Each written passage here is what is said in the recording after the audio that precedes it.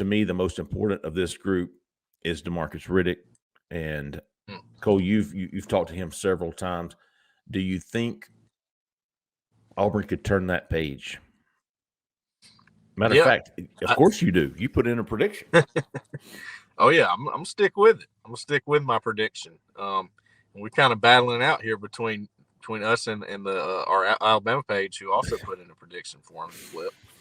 But I think that just speaks to what a true 3-team battle this is, and shoot, I don't know, man. Maybe he doesn't end up with Georgia at the end.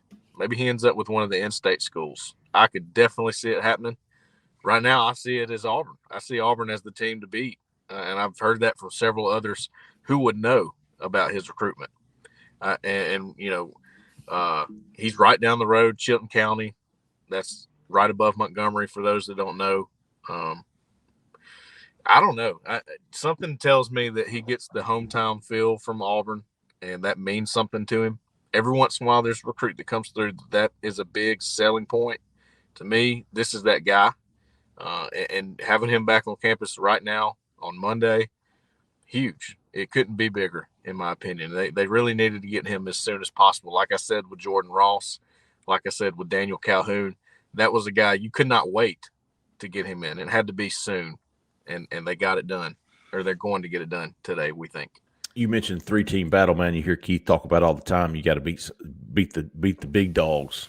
I mean, who did you beat to get this? This is, and we're going to be using the term statement win in recruiting a lot this class, because there are guys that are statement recruits if you get them committed. This would be probably one of the bigger ones. I mean, if you're flipping a Georgia commitment and beating Alabama to do so, there's no more textbook definition of a statement recruiting win than that right there. Demarcus Riddick would be a huge statement win for Hugh Freeze and Auburn.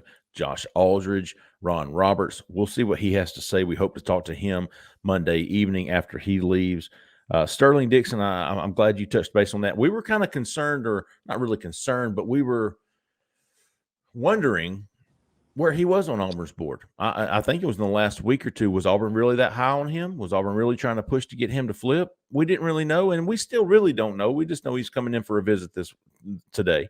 We'll talk to him after he leaves, see what he says, see what kind of attention he receives, see what position, as Cole said, Auburn's recruiting him for. Dylan Stevenson, I believe he is making a couple of stops. You know, a guy from Miami just doesn't come up and visit Auburn and then go back home.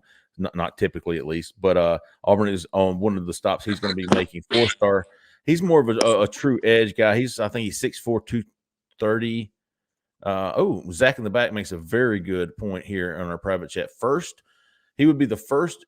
Demarcus Riddick would be the first Georgia commit flipped since Darius Slayton. And Darius Slayton is in year 5 of the NFL. Just signed a new deal with the Giants. And you know what? When Auburn flipped him, 2015. That was 9 years ago, almost 10 years ago. When Auburn, I remember this. When Auburn flipped Darius Slayton, it wasn't that big of a deal. It was almost, we didn't even know if Georgia was really pushing to keep him. It was it wasn't a huge head-to-head Auburn flip this guy, if what I remember is correct.